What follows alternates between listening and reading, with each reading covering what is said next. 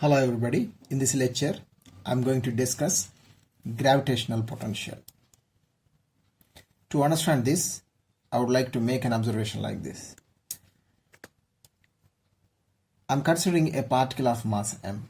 I wanted to find out what is the potential of this particle at a point. Absolute potential I want to define.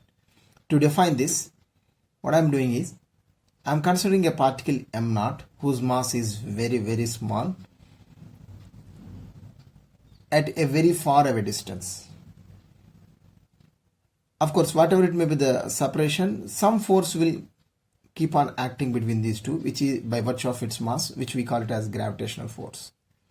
Due to this gravitational force, what happens? If I keep this particle fixed, this m0 keeps on moving towards this particle. In moving this m0 towards this m, the gravitational force exerted by capital M on m0 is doing some work. Now, the potential at a point P, Vp, which is at a distance r from capital M. I want to define this potential at a point P. It is defined as the negative of work done by gravity in moving the particle from infinity to r per unit mass. Once again I am telling it, the potential of this capital M at a point P, which is at a distance r, is defined as negative of work done by the gravitational force exerted by capital M on small m in bringing it from infinity to the point P, which is at a distance r. So to calculate it, first I need to calculate work. To calculate work, first I should find out what is the force acting on small m.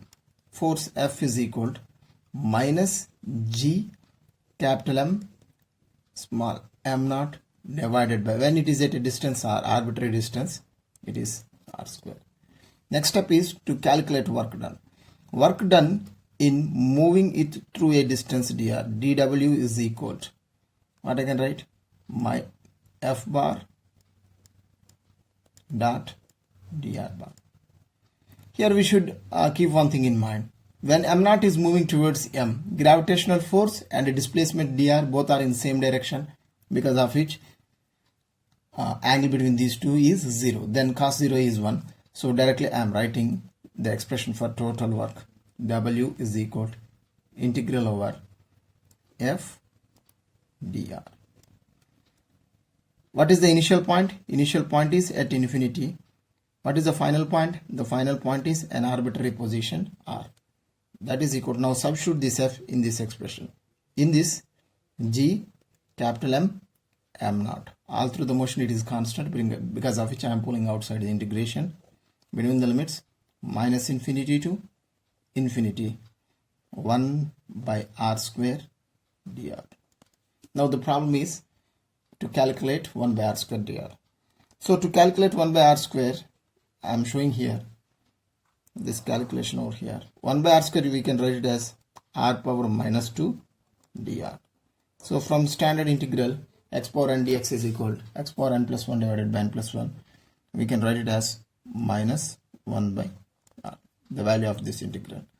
Therefore, work done by gravity is equal to minus G capital M m0 into, this is 1 by minus r between the limits infinity to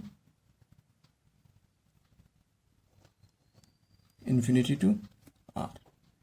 So if we substitute this, what we will be getting?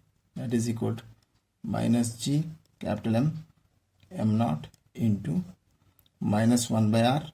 First we should substitute upper limit.